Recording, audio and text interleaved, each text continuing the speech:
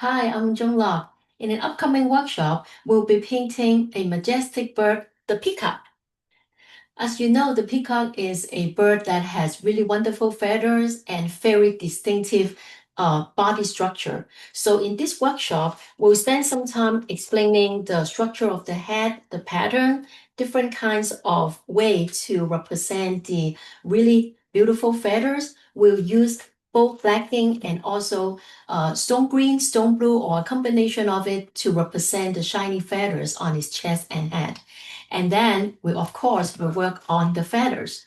Peacock's feather is unique, and not only the peacock feather that has the eye, but also we will talk about different kind of feathers that the peacock has, because a combination of all this will make up the tail, beautiful tail of the peacock.